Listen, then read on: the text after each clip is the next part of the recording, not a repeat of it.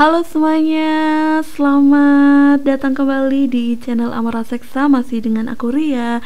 Nah, sekarang kita masuk di konten jalan-jalan alias travel vlog. Dan kali ini kita semua berada di kota Dresden. Selamat datang di kota Dresden.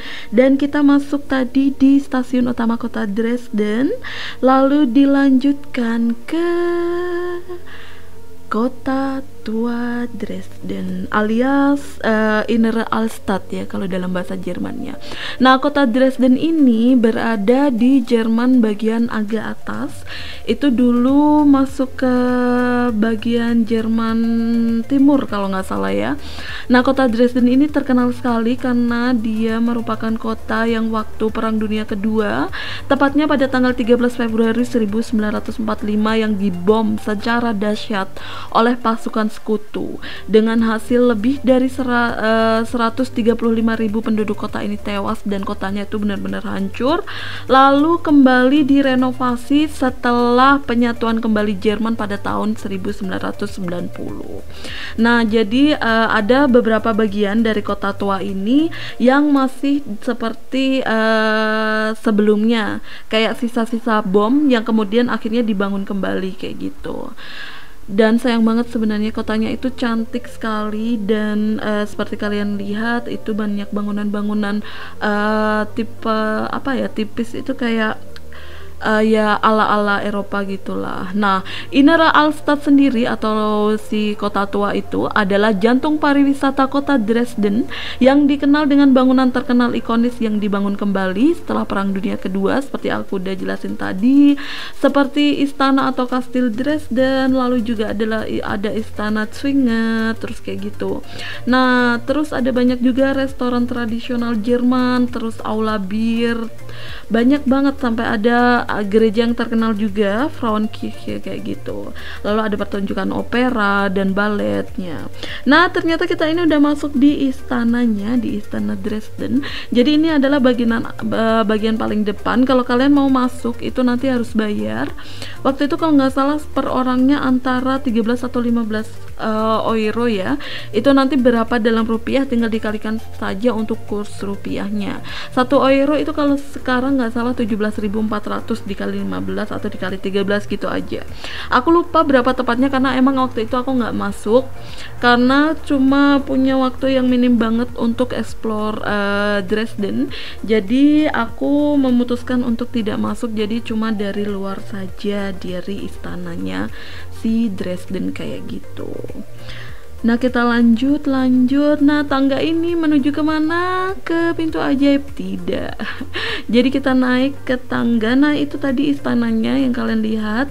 Kita naik lagi ke tangga 1, 2, 3. Dan sebagai info ya, jadi waktu aku jalan-jalan ke Dresden itu cuaca lagi bener-bener panas dengan temperatur sekitar 36 derajat Celcius.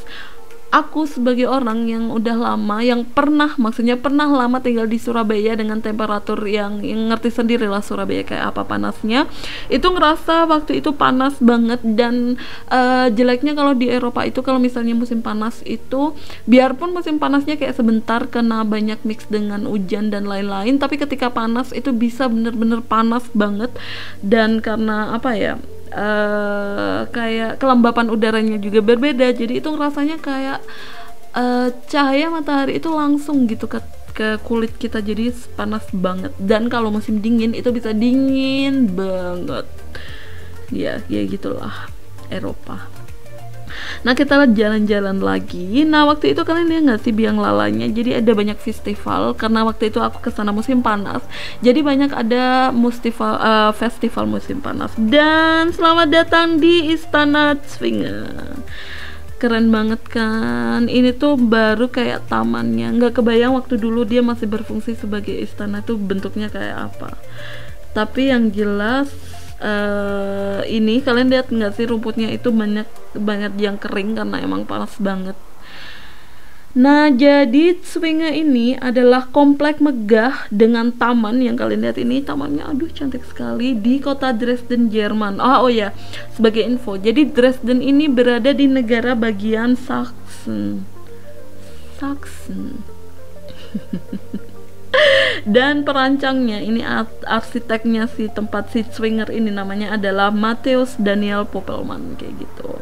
Dan ini adalah salah satu bangunan terpenting dari periode barak di Jerman kayak gitu, dengan si apa sih namanya itu kalau tempat ibadah, si gerejanya, di gereja namanya Frauenkirche kayak gitu. Kirche itu sebenarnya gereja, aku nggak tahu mentranslate-nya bagaimana. Nah, Zwinger ini adalah monumen arsitektur yang paling terkenal di Dresden, dan kayaknya karena kalau musim panas itu jadi kelihatan kering, apa bunga-bunganya nggak kelihatan. Paling cantik itu mengunjungi Dresden atau mengunjungi istana Zwinger ini adalah di musim dingin, jadi kelihatan banget nanti dengan saljunya waktu gitu. Musim dingin yang waktu bersalju, yang jangan yang waktu dingin becek gitu, jadi nggak cantik kelihatannya. Oke, balik lagi. Jadi ketika musim dingin bersalju atau ketika musim semi, dan itu bakal kelihatan banget bunga-bunga yang bermekaran karena emang bentuk tamannya ini cantik ya. Jadi kayak simetris gitu dari segala sisi.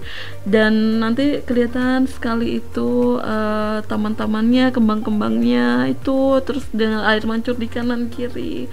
Dan ya itulah, bisa dibayangkan sendiri lah cantiknya. Dan Zwinger ini adalah tempat yang wajib dikunjungi kalau misalnya kalian ke Dresden. Jadi istilahnya kalau enggak bener-bener ke Dresden kalau kalian belum ke istana Zwinger ini. Jadi kayak ikonnya gitu, kayak ikonnya si kota Dresden. Terus apalagi yang mau aku jelaskan? Nah, untuk nama Zwinger ini sendiri berasal dari bahasa Jerman, aslinya bezwingen, yang berarti untuk menaklukkan. Kata ini juga merujuk pada ruang antara lingkar benteng kota yang berfungsi sebagai penahan serangan musuh.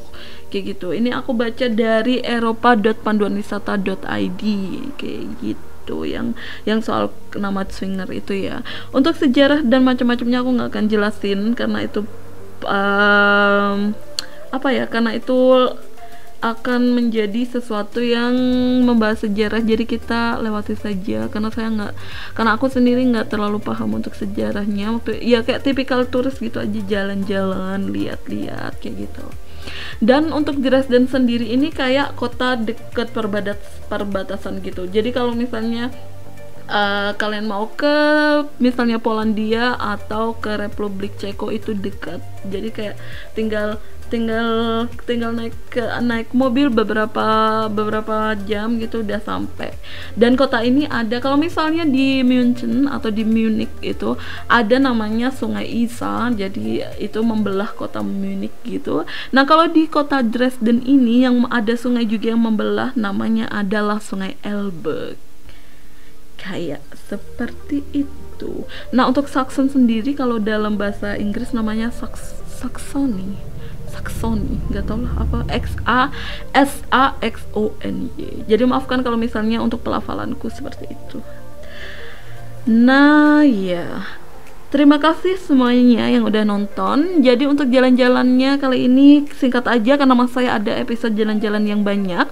Terima kasih semuanya yang udah nonton. Jangan lupa di subscribe, di like, di komen, dan di share. Dan juga nyalakan tombol loncengnya. Bye bye semuanya, sehat selalu.